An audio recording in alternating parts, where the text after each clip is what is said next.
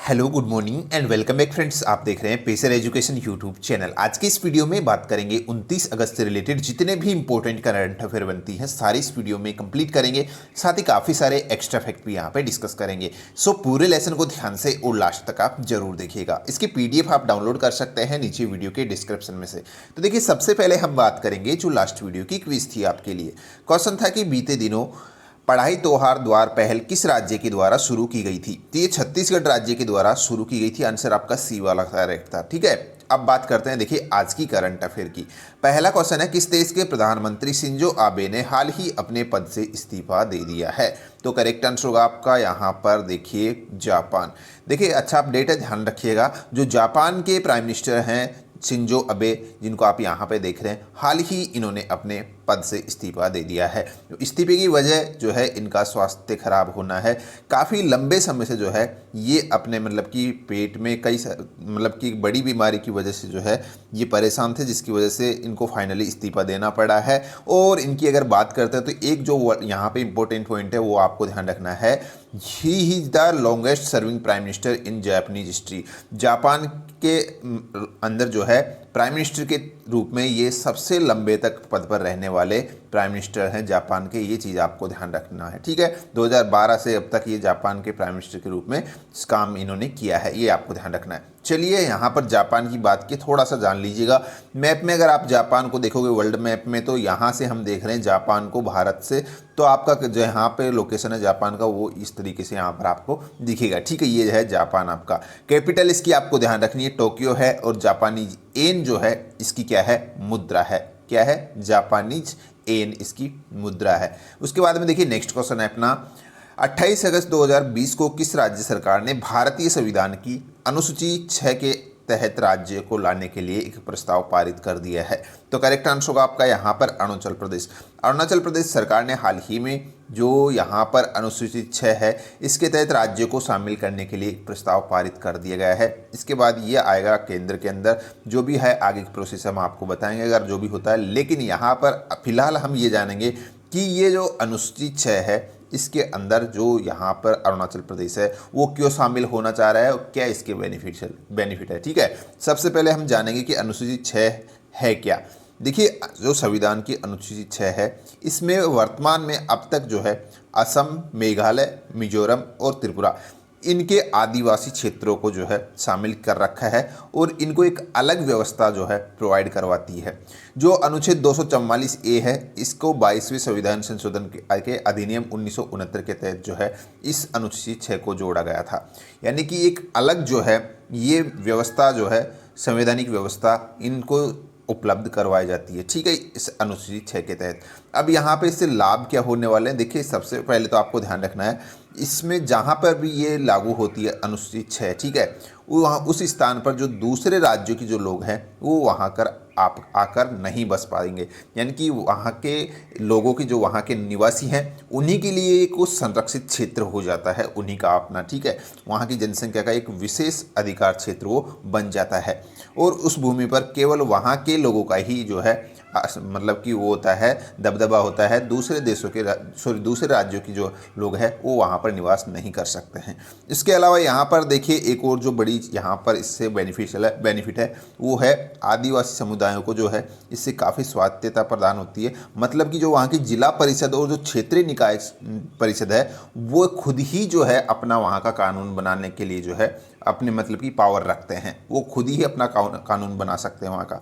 और जो भी मतलब कि उनको सहायता जो भी मतलब की रिक्वायरमेंट होती है, ठीक है, जो भी धन वगैरह की वो वहाँ पर उसको मंजूरी प्रदान कर सकते हैं। ये सारी चीज़ें यहाँ पे इसके अधीन होती है। ठीक है, उसके बाद में देखिए नेक्स्ट क्वेश्चन है अपना, डच लेखक मैरिके लुकास रिजनवेल्ड अंतर्राष्ट्रीय पुरस्कार जीतने वाले सबसे कम उम्र के लेखक बन गए हैं। इन्हें इनके किस उपन्यास के लिए ये पुरस्कार दिया गया है, वेरी वेरी इंपॉर्टेंट। यहाँ पर देखिए हाल ही में जो अंतर्राष्ट्रीय बुकर पुरस्कार 2020 है इसकी घोषणा की गई है, और ये पुरस्कार इस बार किसने जीता है, जो डच लेखक है मैरिके लुकास रिजनवेल्ड। ठीक है, इन्होंने ये पुरस्कार इस बार जीता है और इनका जो पहला उपन्यास जिसका नाम क्या है, द डिस्कम्फर्ट ऑफ इवनिंग, क्या नाम है, द डिस्कम्फर्ट ऑफ इवनिंग नाम का जो इनका उपन्यास है, इसी के लिए यहाँ पर हाल ही में इस डच लेखक को ये पुरस्कार दिया गया है। एक पॉइंट यहाँ पे ध्यान रखिएगा, जो मैरिके लुकास है ये इस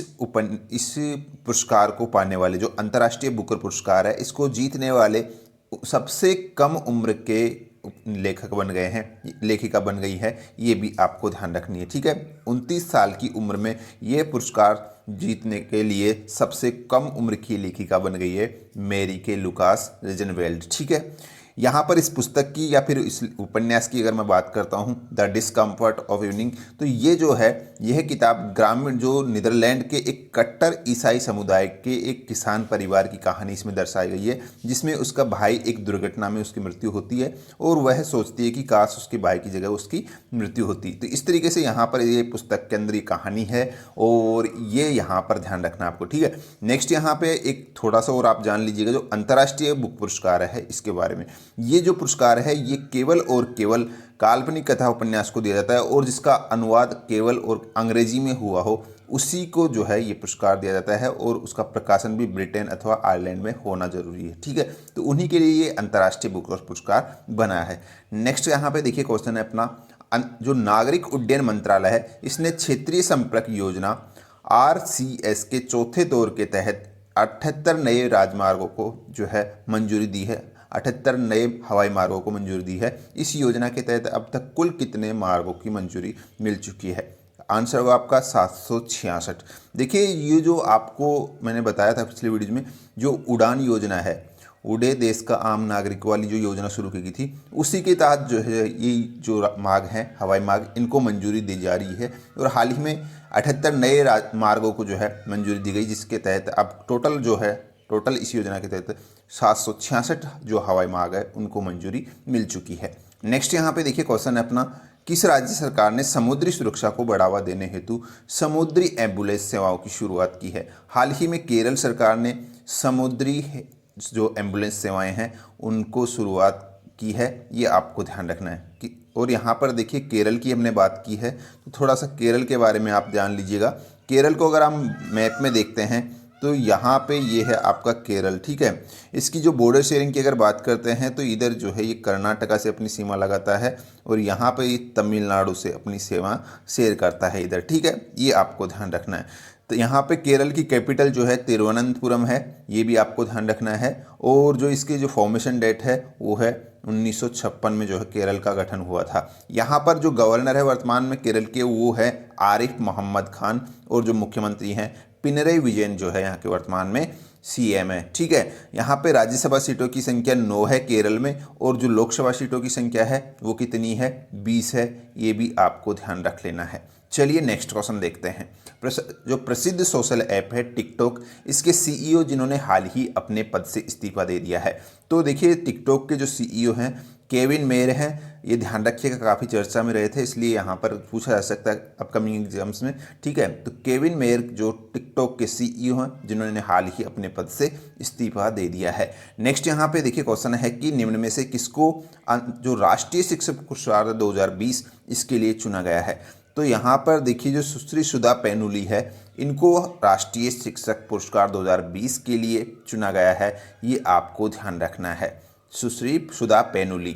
नेक्स्ट क्वेश्चन देखिएगा यहाँ पर, भारतीय सेना प्रमुख जनरल मनोज मुकुंद नरवाणे ने national security challenges young scholars perspective नामक एक पुस्तक का विमोचन किया है। इसके लेखक कौन हैं? यहाँ पर देखिए जो भारतीय सेना भारतीय सेना प्रमुख, ठीक है, इनका नाम क्या है? जनरल मनोज मुकुंद नरवाणे।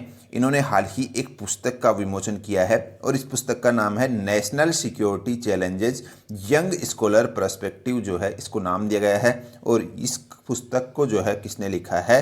यहाँ पर ऑप्शन में आपका मांजरी सिंह है, इनके द्वारा ये पुस्तक लिखी गई है। देखिए इसके जो सह लेखक है वो आपको उसका नाम भी आपको ध्यान रख लेना है। यहाँ पर जो रामदीप सिंह संधू और जो मांजरी सिंह, इन दोनों ने संयुक्त रूप से इस पुस्तक को लिखा है। तो ऑप्शन में अगर आपको कोई भी नाम मिलता है तो आप उसको सिलेक्ट कर लीजिएगा, रामदीप सिंह संधू और यहाँ पर मांजरी सिंह।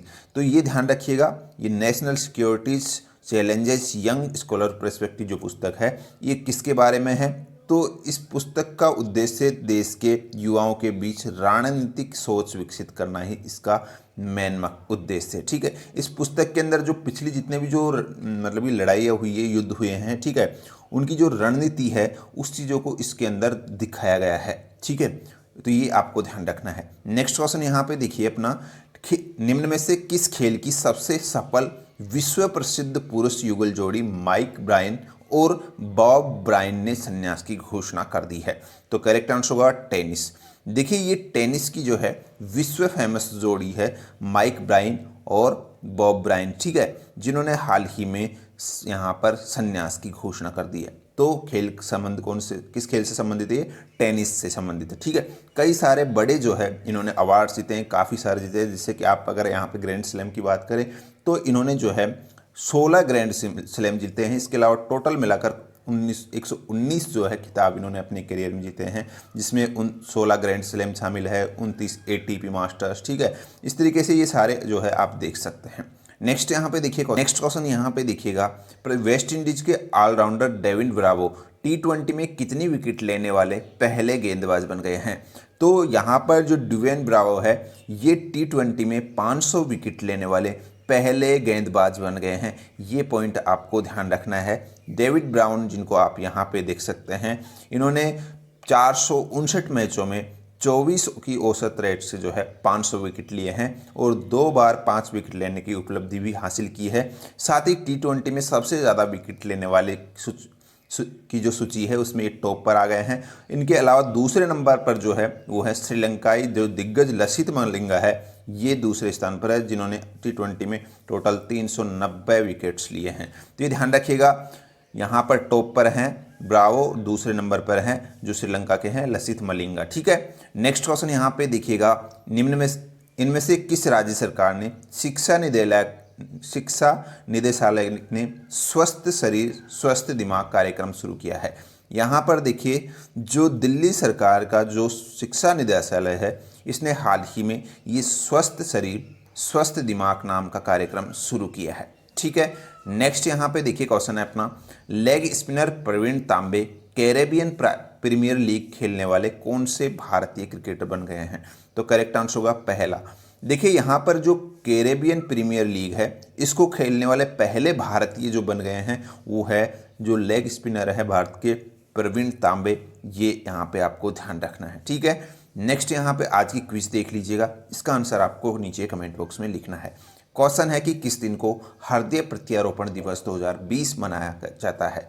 तो यहाँ पर देखिए, जो 2020 में जो हृदय प्रत्यारोपण दिवस यानी कि हार्ट ट्रांसप्लांट डे जो है वो किस दिन को मनाया गया है? तो करेक्ट आंसर जो भी है आपका नीचे कमेंट बॉक्स में लिखना है। सो गाइस, ये थी आज की करंट अफेयर। होप आपको वीडियो पसंद आई है तो लाइक शेयर जरूर कीजिएगा।